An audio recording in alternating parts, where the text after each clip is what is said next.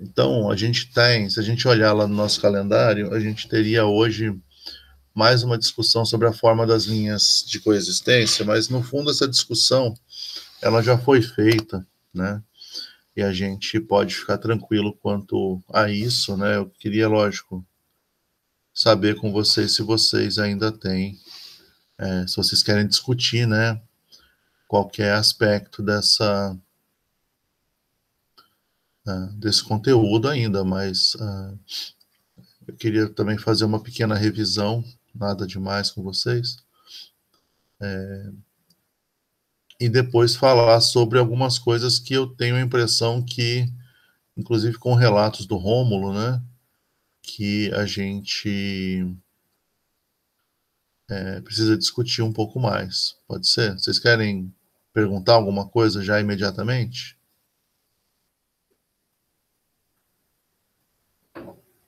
No momento, não. Não? Tá. Então,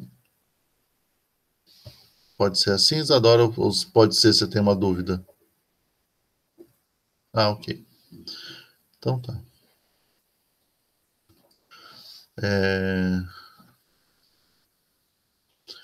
Só para relembrar, né, o que a gente andou conversando na última aula foi sobre o diagrama de fases. Nossa senhora, tá difícil de fazer uma linha reta.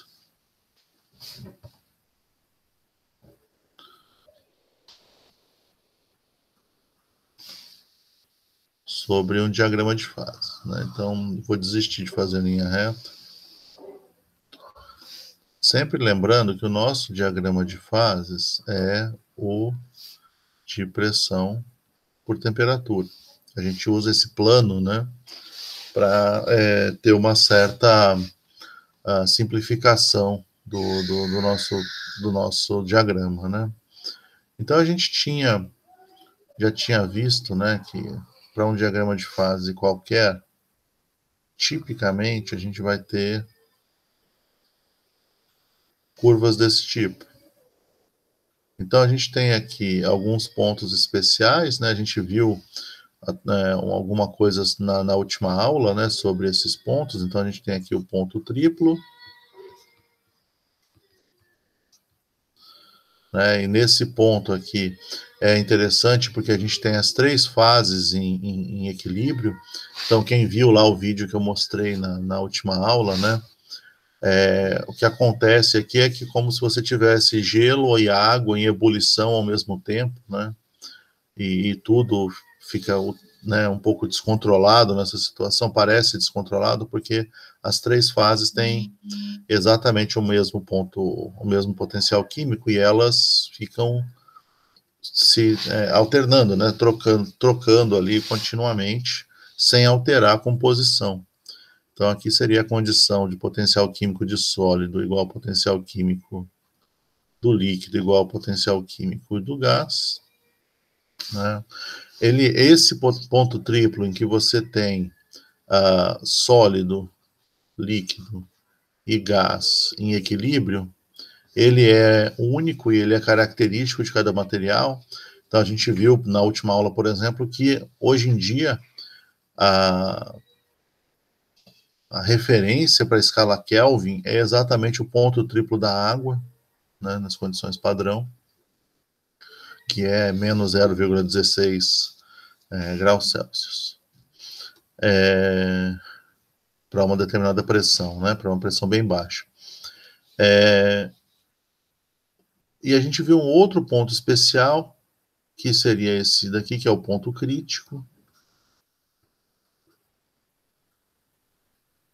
Nós também assistimos um videozinho sobre esse assunto na última aula, e nesse vídeo a gente mostrou que a partir desse ponto crítico, dessa temperatura e pressões críticas, né, uh, o, o estado líquido não existe mais. Então você não tem mais a separação entre líquido e gás, por exemplo, em um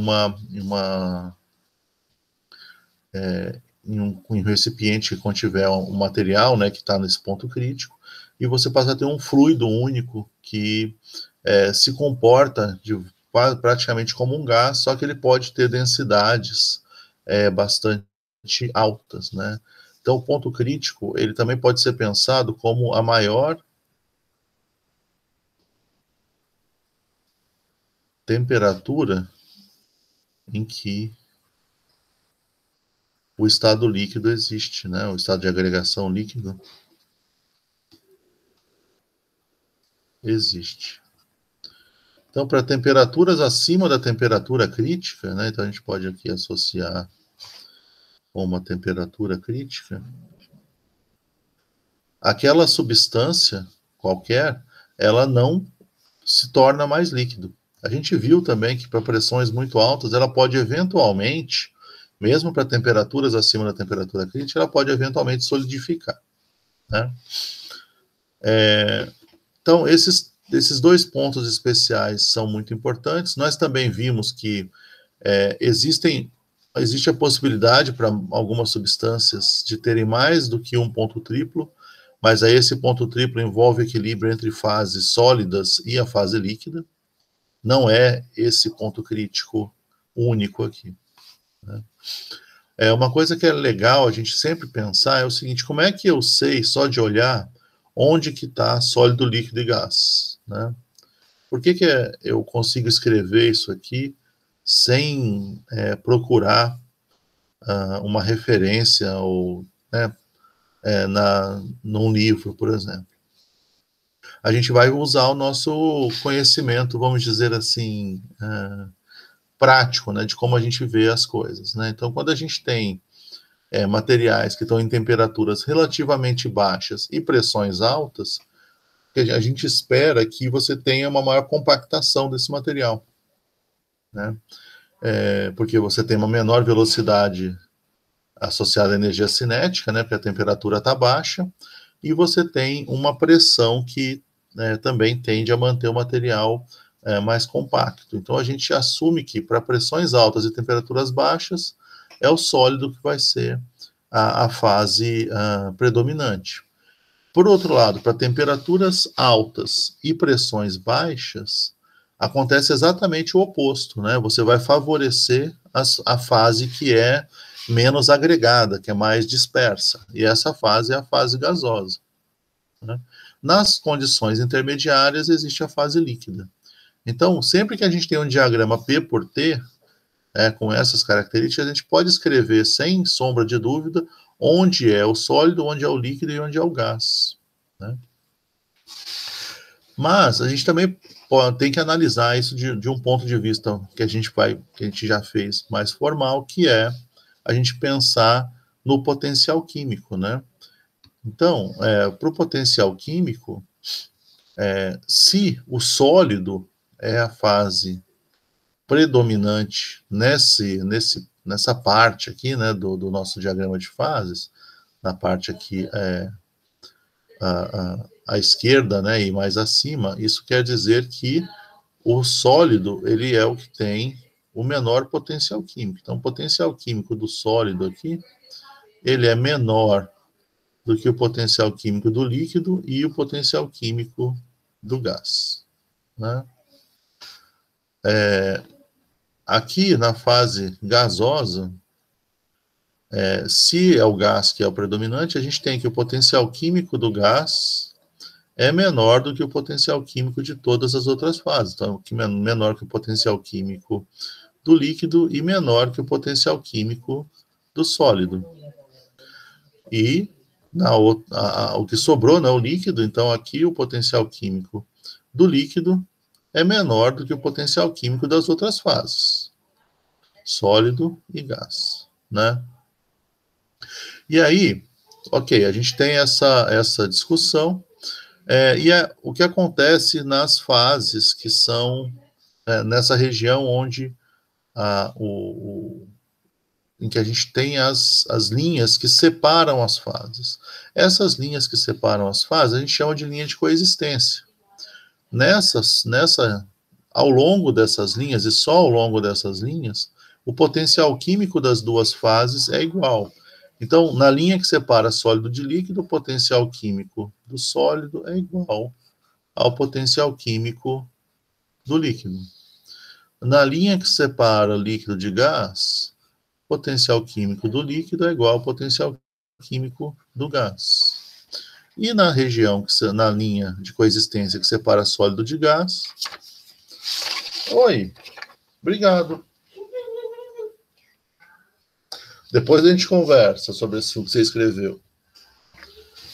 Aí, desculpa, aí na linha que separa sólido de gás, a gente pode afirmar tranquilamente que o potencial químico do sólido é igual ao potencial químico do gás, né? E foi essa igualdade de potenciais químicos que a gente usou para analisar a forma das linhas, né?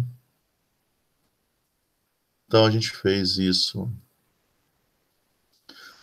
Lembrando, né? Então, se eu tenho uma fase alfa e beta, né? A gente tem necessariamente que o potencial químico de alfa é igual ao potencial químico de beta no equilíbrio. Né? E aí o que acontece?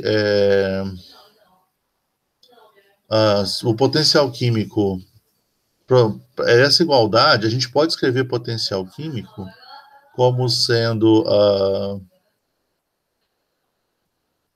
a entropia molar dt, né, mais a pressão,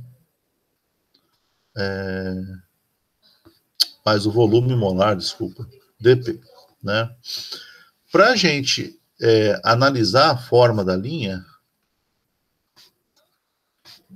do diagrama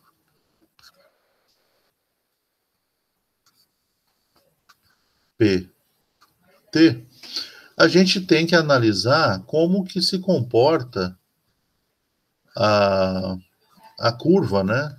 Del P, del T, a volume constante. Fala, filho. Estou em aula. Os meus alunos estão te vendo.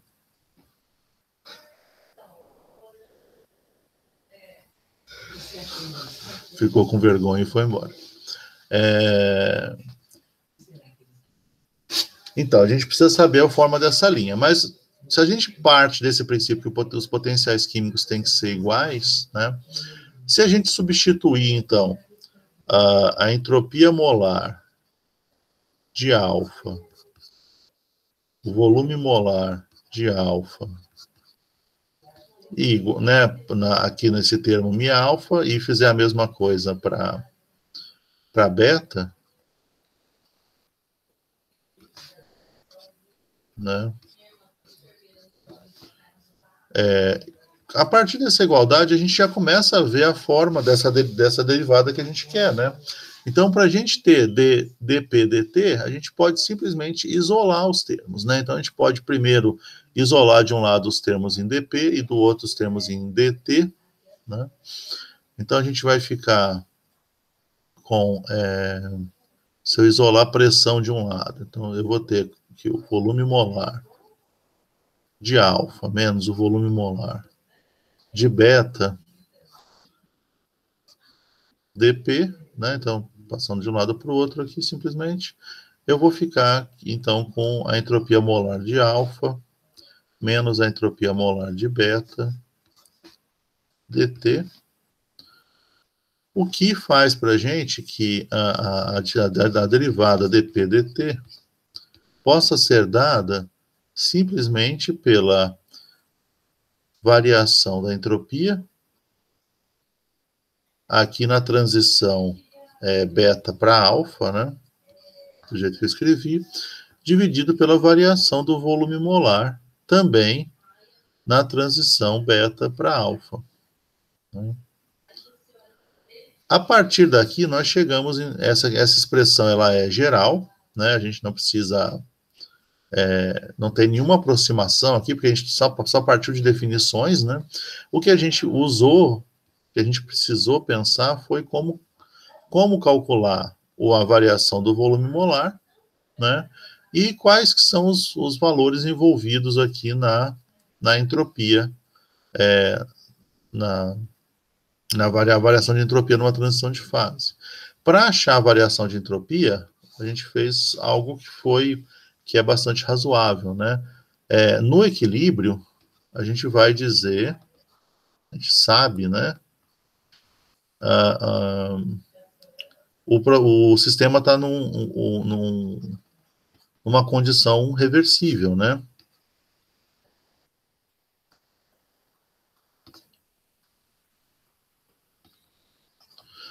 Nessa situação de condição reversível, a gente pode assumir, né? E isso aqui também é isotérmico. A gente pode escrever a entropia de um processo como sendo ΔH sobre T, para esse processo qualquer. Então, eu posso simplesmente substituir isso na nossa equação e a gente vai ficar que o delta S de uma transição, ele é dado pelo ΔH, né, dessa transição qualquer, beta para alfa, dividido pela temperatura em que isso acontece, vezes o ΔV molar de beta para alfa também. Né? E agora, o ΔH é uma medida que é relativamente fácil da gente obter, a temperatura é mensurável, né? E a variação de volume molar ficou sendo uma coisa que a gente precisa definir, tá bom? Deixa eu voltar lá. Vou fazer mais um passo, né, para a gente, para completeza, né? Então, se a gente tiver transições, vou dividir aqui, né? Se a gente tiver transições sólido-gás e líquido-gás, a gente aproximou o ΔV molar para V molar do gás. Por quê? A gente fez uma analogia na última aula, a gente pensou um pouco sobre a relação de volume molar típica entre um gás e o sólido ou líquido correspondente. A gente chegou a uma relação que pode ser da ordem de 1000 vezes, né? É tipicamente de centenas de vezes. Então, essa aproximação é bem razoável e também assumimos que esse gás é ideal.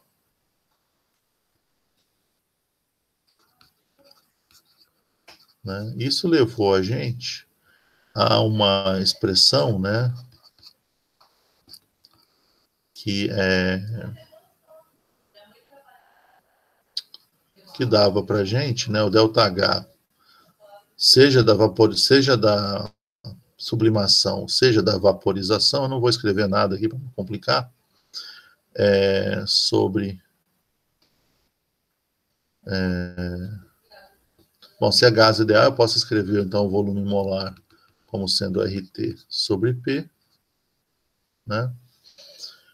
Então, o nosso ΔH vezes P sobre R T quadrado, né?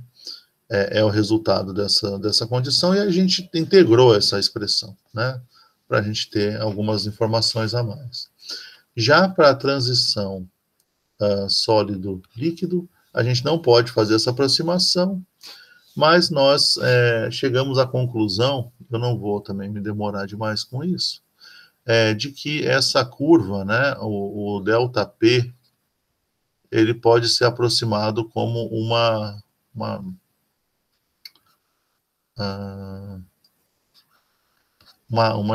equação de uma reta para situações em que os ΔTs não sejam grandes em relação ao ponto triplo, né?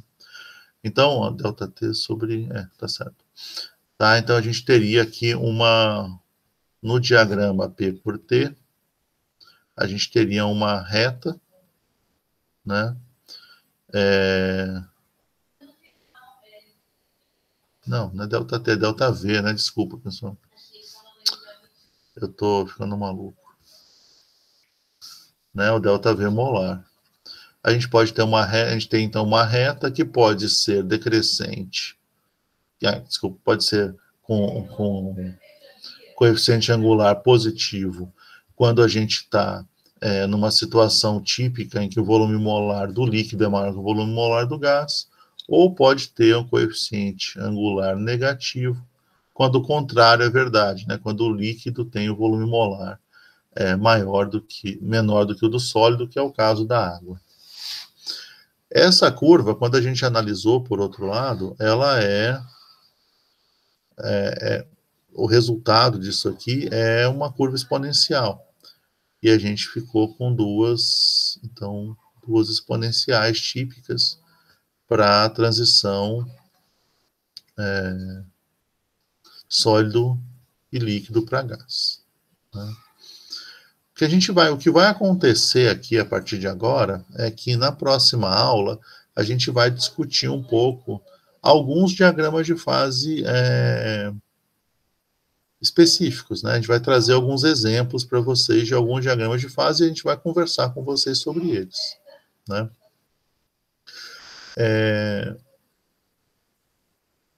Agora, eu queria saber se vocês ficaram com alguma coisa que vocês queiram falar sobre isso. Bom dia, Henrique. Sobre isso que a gente falou, que a gente viu até agora para equilíbrio de fase de substâncias puras.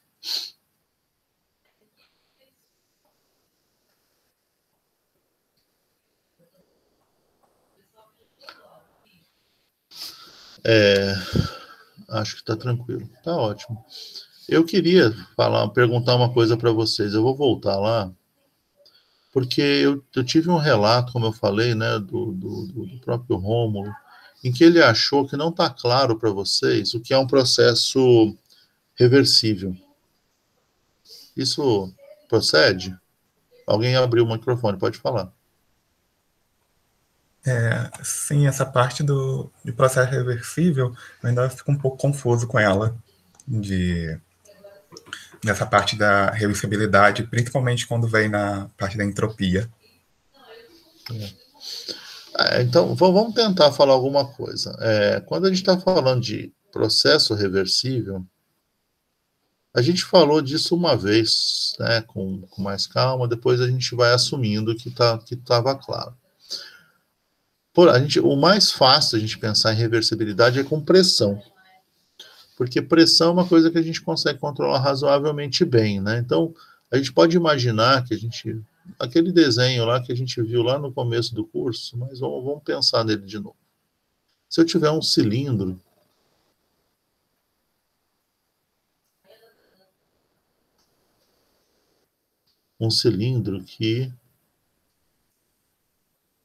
que tem um gás, né? Então, aqui, vamos fazer aqui, ó. Então, esse cilindro aqui, ele tem uma certa área, tem uma certa altura, e aqui tem algum material que serve de barreira, né? Entre a parte externa e a parte interna. Então, aqui seria onde está a nossa amostra. A gente pode pensar aqui como um gás, né?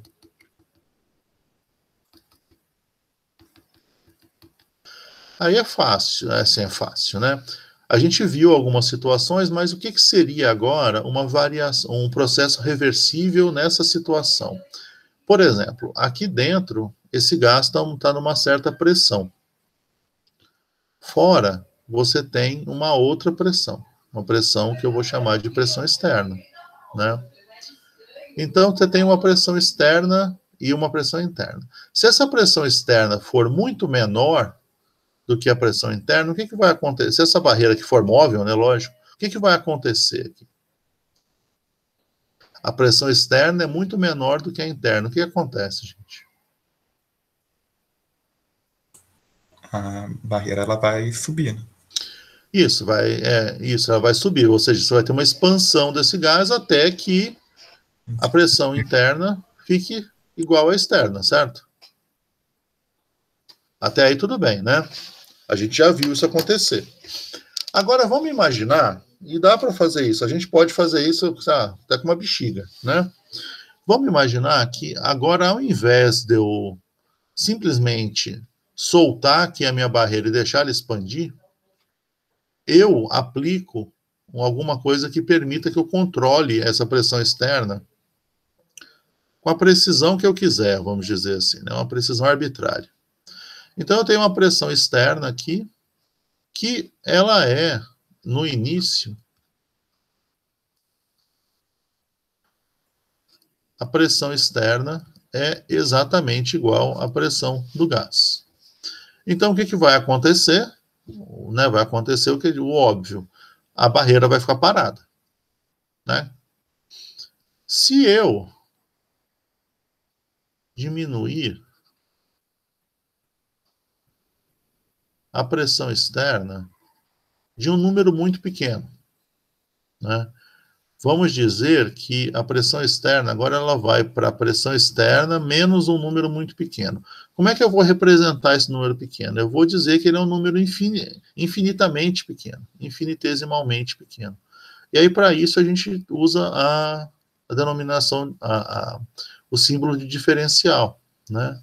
Então, vamos dizer que eu diminuí de um valor diferencial aqui essa pressão externa. Né? Então, é um número muito pequeno comparado com a pressão inicial. O que acontece? Ao fazer isso, eu vou ter uma expansão do gás até que a pressão chegue à pressão menos essa diferencial, né? Que é os dois dPs aqui são iguais, né? Com o dP do gás igual ao dP externo. Ou seja, você tem uma pequena expansão, um valor relativamente baixo. Se eu por algum motivo resolver agora inverter, né, então seria aqui o passo, vamos chamar isso aqui de passo 1. Agora eu tenho um passo 2. Se eu resolver inverter a pressão externa que eu estava lá, então isso aqui vamos chamar de pressão externa linha, né? Isso aqui tudo eu vou chamar de P externo linha. Eu só vou fazer uma vez, senão a gente não chega em lugar nenhum. Vamos dizer agora que eu pego a pressão externa linha e eu aumento essa pressão de um número que é exatamente a mesma diferencial, só que agora eu estou aumentando a pressão. Certo? O que vai acontecer? No que isso vai implicar para a nossa amostra? A nossa amostra vai ter uma contração até que, agora eu vou chamar também aqui de P', né? P' tende a ser um cacófato, mas enfim. Vamos então chamar aqui de P novo, né? Depois que aconteceu a primeira etapa, ele vai também ter um aumento de pressão diferencial, muito pequeno, né? Aqui vale a mesma coisa, as duas diferenciais são iguais. O que aconteceu no final das contas? Como é que eu posso chamar agora essa nova pressão? Essa nova pressão, se o diferencial aqui é o mesmo, dP externo é o mesmo, só que um era negativo, a gente aplicou ele positivo e no outro negativo, essa nova pressão aqui é a pressão externa inicial. E essa nova pressão do gás aqui é a pressão que estava lá inicialmente. Então, se eu fizer isso de forma infinitesimal, eu consigo fazer esse ciclo dos passos 1 e 2 quantas vezes eu quiser, porque agora eu pego essa mesma pressão e repito o passo 1. Né? Isso é o que a gente chama de um processo que é reversível. Eu faço uma variação infinitesimal dele. Se eu reverter da mesma infinitesimal a minha mudança, ele volta para a condição anterior. Né? O que isso significa? Isso significa que você está basicamente flutuando em torno de um equilíbrio aqui. Então, você é como se tivesse uma pequena flutuação nessa posição aqui, que, no fundo, se você fizer, né, esperar e fizer uma média, por exemplo, das posições, você vai ter uma posição estática, né? Seria uma situação, portanto, em que você está na condição de equilíbrio entre a pressão externa e a pressão interna. Esse tipo de processo é o que a gente chama de um processo reversível. Esse aqui é o mais fácil da gente ver, porque a gente consegue entender você aplicar uma pressão e depois ir liberando lentamente esse sistema. A gente consegue imaginar isso, porque a gente vê coisas parecidas no dia a dia. Uma dificuldade que pode surgir é quando a gente fala de transferência de calor reversível. Então, vamos imaginar agora a mesma coisa. Então, eu tenho o meu material.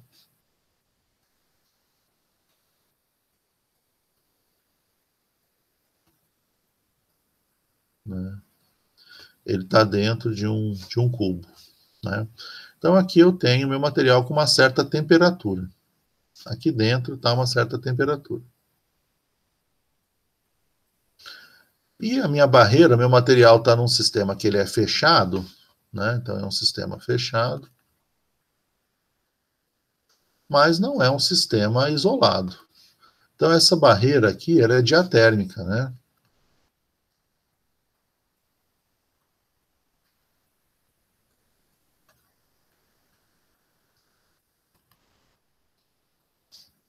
O que quer dizer? Quer dizer que a barreira, ela não vai deixar que eu troque nenhum tipo de massa, mas vai permitir que eu tenha troca de calor, né?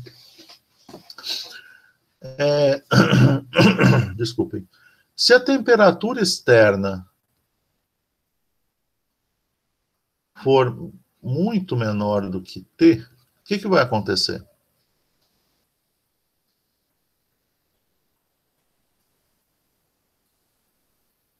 Alguém tem uma ideia do que acontece? A temperatura do seu sistema tende a equilibrar com a temperatura externa. Ou seja, ele vai liberar calor para poder chegar na temperatura externa. Exato, exatamente. Então, como foi o Henrique que falou isso, né? Como o Henrique falou, você vai ter fluxo de calor do sistema para a vizinhança, né? Para essa parte externa aqui. Esse fluxo de calor, ele vai ser tão mais rápido quanto maior for a diferença de temperatura, né? Então, você vai ter um fluxo de calor bastante intenso, até que, né, então você tem calor sendo transferido, né, energia sendo transferida na forma de calor do sistema para a vizinhança, o sistema manda para a vizinhança, então é o que a gente chama de calor negativo, né, mas, enfim, a notação aqui não é tão importante. Até que haja um equilíbrio, né, isso vai até atingir a temperatura externa. Essa quantidade de calor perdida vai ser bastante grande, né? Dependendo da variação de temperatura. Isso é um processo que a gente chama de um processo irreversível. Por quê? Porque se eu causar uma pequena variação de temperatura agora externa, eu não consigo retornar o meu sistema à temperatura inicial. Né? Porque se eu aquecer agora a vizinhança, a tendência vai ser o fluxo de calor se inverter e você passar a transferir calor da vizinhança para o sistema. Né? Então a energia vai ser transferida, a temperatura do sistema vai subir. Mas isso só vai acontecer se você causar uma diferença de temperatura muito grande para você atingir a condição inicial. Um outro jeito da gente fazer isso é você, ao invés de ter essa condição de temperaturas muito diferentes, a gente pode pensar numa condição em que a temperatura externa é igual à temperatura interna no início, né? E aí você, no passo 1, você causa uma pequena variação de temperatura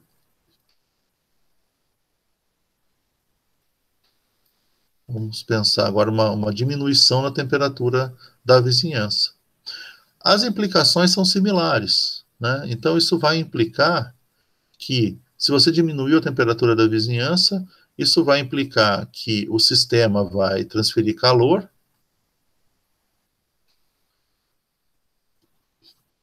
transfere calor até T se igualar a T, a temperatura interna vai ter uma pequena, vamos chamar de este aqui também, né? A temperatura interna vai ter uma pequena variação de temperatura também. As duas diferenciais são iguais. No passo 2, eu vou fazer algo similar que eu fiz lá para a pressão, né? Agora eu vou, essa temperatura que eu vou chamar agora de T externo linha, e essa nova temperatura interna eu vou chamar de T linha. Agora eu vou pegar a temperatura externa linha e vou aumentar essa temperatura de forma diferencial. Então vai ser o T externo linha mais uma diferencial temperatura, né? Quando isso acontece, agora eu aumentei um pouco a temperatura, o sistema vai absorver que por que esse negócio não some, né? Eu não consigo escrever em cima desse menu, eu vou ter que passar para cá. Vai absorver Q até a temperatura linha vai aumentar de um certo dt. Nesse caso aqui, a gente vai também ter que essas duas diferenciais são iguais.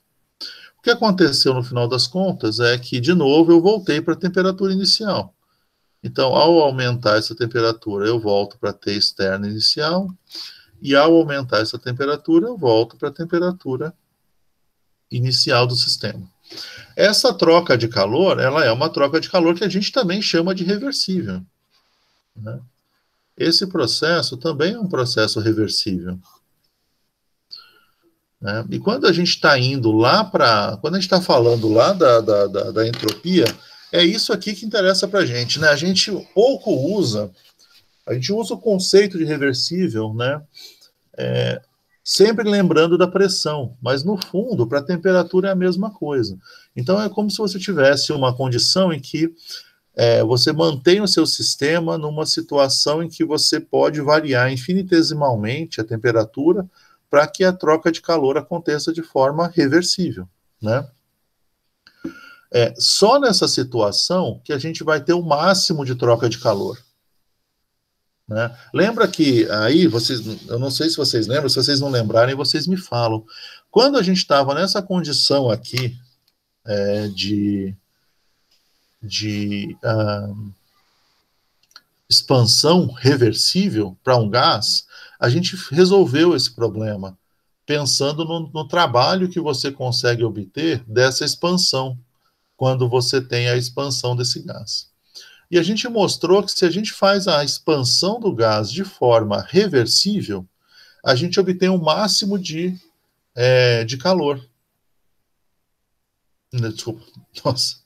Quando a gente faz essa expansão de forma reversível, a gente obtém o máximo de trabalho desse sistema. O máximo que dá para ter de trabalho desse sistema é fazer a expansão de forma reversível.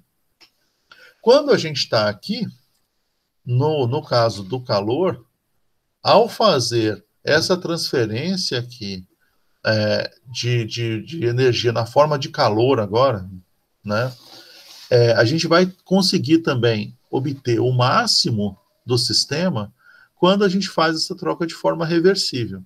Isso é o que a gente vai associar lá com a entropia. Então, por que né, lá na entropia, não dá mais para escrever mais nada aqui, mas lá na entropia a gente impõe que a troca de calor é feita de forma reversível. E ao fazer assim que a gente obtém a igualdade com a entropia, né? Então, quando a gente estava lá no ciclo de Carnot, se vocês se lembrarem do ciclo de Carnot, ele é um ciclo totalmente reversível, né? Então, você tem lá aerodiagrama PV, né? Você tem, primeiro, um processo que ele é isotérmico e reversível. Isso aqui está imposto, né? E, de novo, a gente tem depois um processo que é adiabático e reversível, sempre, né? E depois a gente tem um isotérmico, uma contração, né, reversível, e, por fim, um novo adiabático reversível. Por que que isso é imposto? Porque da experiência já se sabia que era dos processos reversíveis que você vai ter o máximo de troca de calor. Daqui a gente chegou à nossa expressão, né? Não vou, né? Lógico, né? Tem um monte de passos aqui, né? A gente chegou à nossa igualdade para calor trocado de forma reversível sobre a temperatura, para entropia. Se você não faz a troca de calor de forma reversível, você não está no máximo de calor que você pode trocar. Então, a entropia, a variação de entropia é maior do que isso. Então, se você tem, se Q não é reversível, daí o ΔS é maior do que esse Q não reversível, ou irreversível, sobre T. Para que você consiga chegar na igualdade, você precisa fazer um caminho, né, entre inicial e final, em que você quebra o seu processo em vários processos reversíveis. Aí a gente vai lembrar o seguinte: por que isso faz diferença? Porque calor não é função de estado, né? Como calor não é função de estado, se eu mudo o jeito de trocar calor, eu mudo a quantidade de calor trocado. Tá? Só que a entropia, a gente mostrou que ela é função de estado, porque a entropia ela só é igual ao calor trocado de forma reversível, que é o máximo de calor. Então depois a gente demonstrou em algum momento que a entropia é uma função de estado, né? Certo? Então, para você poder calcular a entropia, você precisa trocar calor de uma certa maneira, né? E o reversível é sempre nesse sentido. Se a gente fizer uma analogia, eu não sei se eu estou clareando alguma coisa para o Daniel ou para quem mais tiver dúvida sobre isso, tá? Mas o que acontece aqui, se a gente dá um passo adiante e pensa em reversibilidade em sistemas químicos, a gente pode pensar, por exemplo, lá no potencial químico, né? Então, se eu tiver potencial químico e eu fizer meu sistema andar de um certo diferencial de potencial químico, né? Então, vamos dizer que eu tenho aqui um sistema alfa, né? Então, eu tenho aqui uma variação. Esse alfa pode ser qualquer coisa. Pode ser os reagentes, pode ser uma fase, pode ser o que for, né? Pode ser um material que está solúvel, e para precipitação, pode ser qualquer processo químico. Se eu quiser que meu sistema, por o sistema ficar em equilíbrio,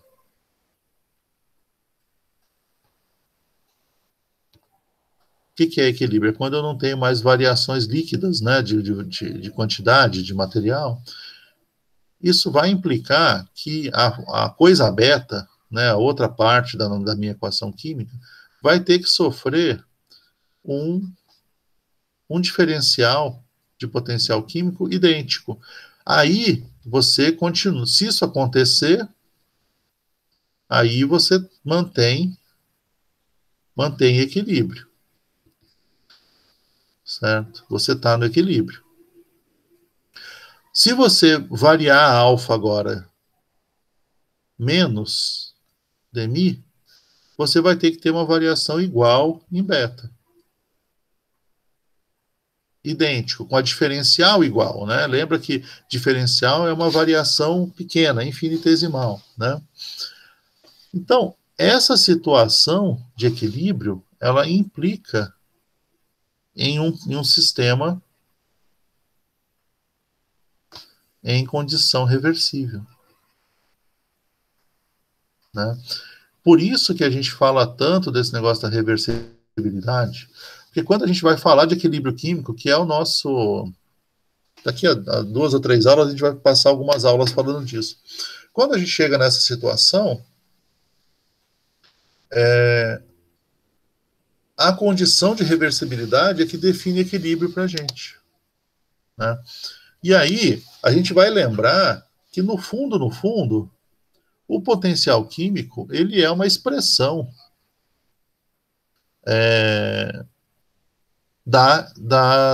né, a variação de potencial químico, ele tem relação com a variação de entropia total, né? Aí não é molar, né? Certo? Então, essa relação da reversibilidade, ela implica fortemente no nosso entendimento de equilíbrio químico. Porque a gente estava vendo de diagrama de fase, agora que eu fiz essa revisão rapidinho com vocês, tem tudo a ver com essa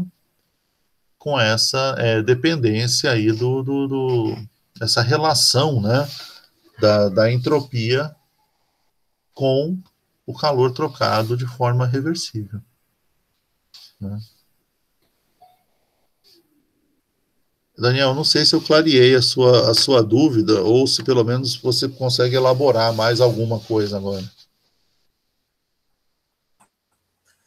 Deu para entender melhor, sim, mas só uma outra coisa que normalmente eu fico até um pouco mais confuso é na parte de adiabático. Quando você tem a parte de espontaneidade, quando tem alguma variação que seja adiabática. Porque essa parte normalmente eu fico confuso de se vai ser sempre... Se sempre vai ser reversível quando for adiabático, como ele não vai estar trocando calor com o meio. Só que aí, tipo, eu fico normalmente confuso por isso. De por que não vai ser sempre reversível? Porque eu sempre penso... Pode falar. Não, é porque normalmente eu penso na parte que a maioria das reações, quando está fazendo, eu realmente penso, ela não pode ser reversível, só que aí eu penso, se ela é adiabático, o calor não está saindo do sistema, então, teoricamente, ele poderia voltar para o estado inicial, então teria que ser reversível, porque essa parte, como ele não troca o calor com a vizinhança, eu sempre acho que tipo, o calor não está saindo, então ele pode voltar e reverter para o início. Então, mas isso acontece justamente porque, assim, não necessariamente, né? Vou voltar só aqui, ó, só nesse desenho para não ter que fazer de novo. Aqui, quando você, nessa condição aqui, ó, a gente está pensando muito na troca com a vizinhança, né? Num processo adiabático, isso não acontece, tá? Então, por exemplo, uma expansão adiabática, a gente não vai ter uma boa parte dessa conversa aqui. Ela pode ser reversível, porque você pode fazer uma expansão adiabática reversível do ponto de vista da pressão, certo? Você pode expandir lentamente, mantendo a pressão, uma pressão que não varia bruscamente. Você pode manter a sua pressão externa similar à interna, e você faz uma expansão adiabática, certo? Sem se preocupar com a troca de calor, porque a troca de calor é zero. Então, por exemplo, uma coisa que é importante a gente perceber é que num sistema adiabático, né, num sistema adiabático, eu não vou desenhar de forma diferente, porque o meu desenho só vai ficar mais complicado, ele já não é bom, vai ser pior. Vamos dizer que agora eu tenho um sistema fechado com paredes adiabáticas.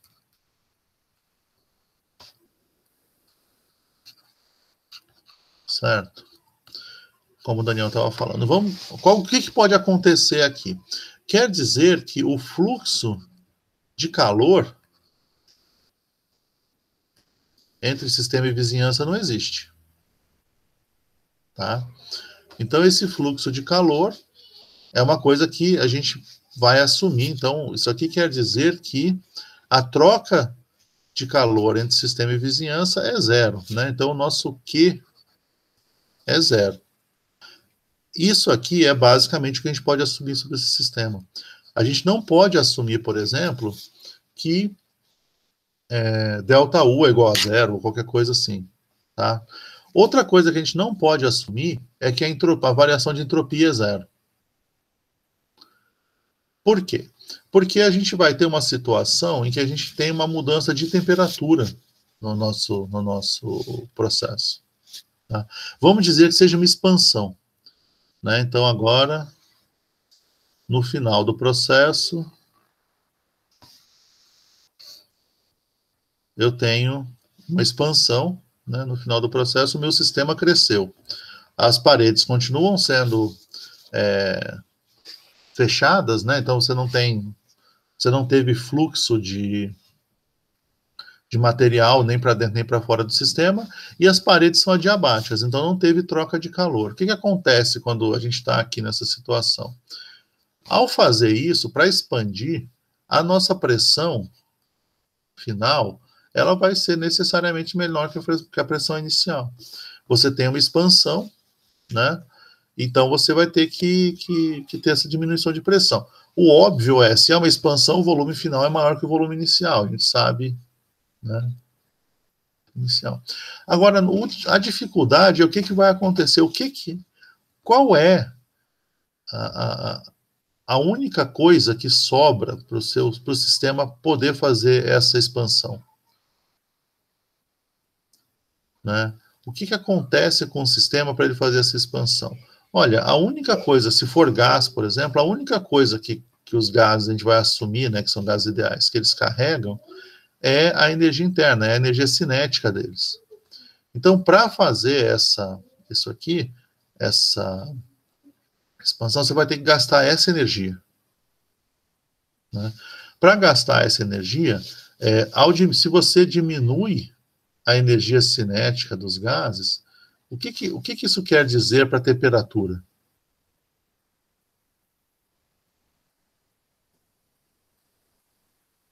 Vai diminuir a temperatura, né? Isso, a temperatura vai diminuir, certo?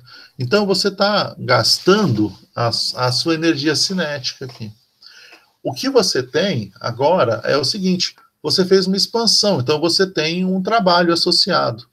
Só que, ao fazer esse trabalho, né, você está gastando bastante energia cinética, porque você não tem como ter fluxo de calor para dentro do sistema para compensar. Então, esse processo, se fosse um processo isotérmico, né, e a gente não tivesse paredes adiabáticas, ao fazer essa expansão, você poderia ter fluxo de calor da vizinhança para o sistema para compensar essa perda de energia e manter a temperatura constante. Isso não acontece.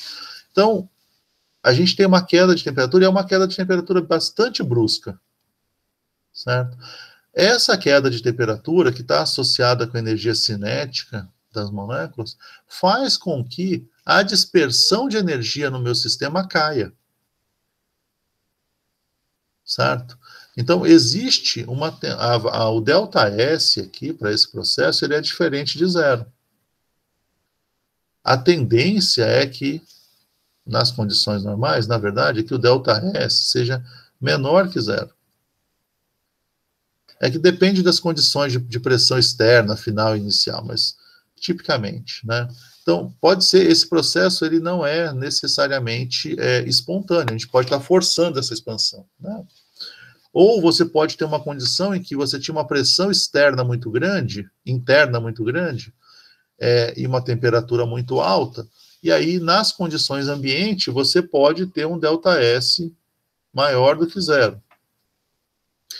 Quando que isso vai acontecer? Quando, por exemplo, é o que eu falei, a temperatura aqui está alta, eu estou segurando esse sistema adiabático, e aí eu permito que ele expanda até que ele atinja um equilíbrio, né, da pressão interna com a externa. Quando isso acontecer, ele vai parar de expandir, né, e equalizou o sistema. E aí você vai ter uma situação de pressão interna igual à externa, né, e a pressão final vai ser menor que a inicial. Esse processo pode acontecer de forma espontânea, você vai ter um ΔS maior que zero. E aí, só tem que tomar um cuidado, que é o seguinte, né? Como o calor trocado é zero, o ΔS da vizinhança, com esse processo, também é zero. Certo? Porque agora o seu sistema não está jogando calor para a vizinhança. Mas, então, isso só quer dizer que isso só vai implicar que o ΔS total é igual ao ΔS do sistema. Não, porque o ΔS da vizinhança é zero. Certo? Então, você pode igualar. O que der no ΔS do sistema é o ΔS total, no processo adiabático. Essa que é a grande sacada. Aí você vai ter que tomar cuidado. Tem equações que descrevem os processos adiabáticos, né? A variação de temperatura aqui, ela não vai sair diretamente da relação com os gases ideais, né? Você vai ter que calcular, de acordo com as expressões que a gente já teve, que você tem um exponencial dado pela relação das capacidades caloríficas, se vocês lembrarem lá da aula sobre isso.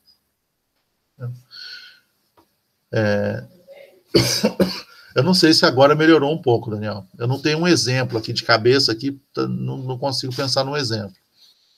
Mas a ideia aqui toda é essa, né, do ponto de vista geral, né? Não sei se está mais claro. Ficou bem mais claro, sim. Que o maior problema que eu estava tendo é que eu não estava conseguindo entender o que iria acontecer com essa energia. Que eu não tinha pensado na variação da temperatura, que a energia iria ser usada para isso. Por isso que eu não estava conseguindo entender por que não seria espontâneo, porque, ao meu ver, tipo, ela iria perder energia e a energia iria continuar ali, não iria ter variação nenhuma. Aí, contendo essa variação da temperatura, fez bem mais sentido.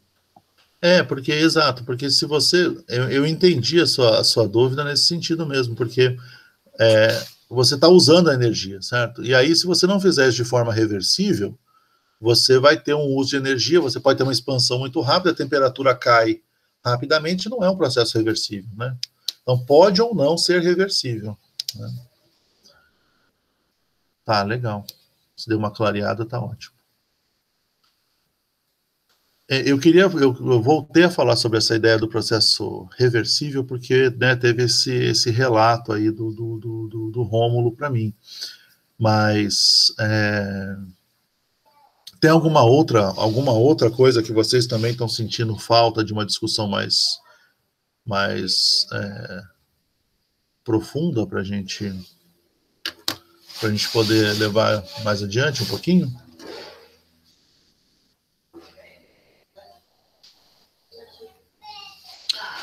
A situação do equilíbrio, né, da igualdade dos potenciais químicos, está bem clara para vocês, do porquê disso?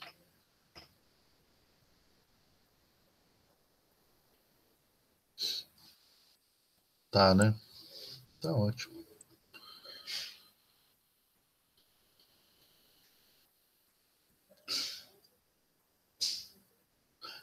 Pessoal, para hoje eu tinha pensado exatamente nesse tipo de discussão com vocês. Então, se vocês não tiverem mais nenhuma dúvida, a gente pode encerrar por aqui, né?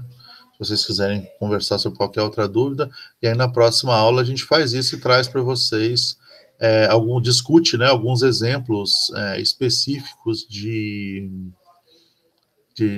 legal, tá bom. Que bom, tá tranquilo, Isadora. A gente discute alguns exemplos específicos de diagramas de fase de algumas substâncias mais relevantes, né, com vocês, para a gente analisar eles com cuidado, tá bom? Eu vou, então, parar a nossa gravação.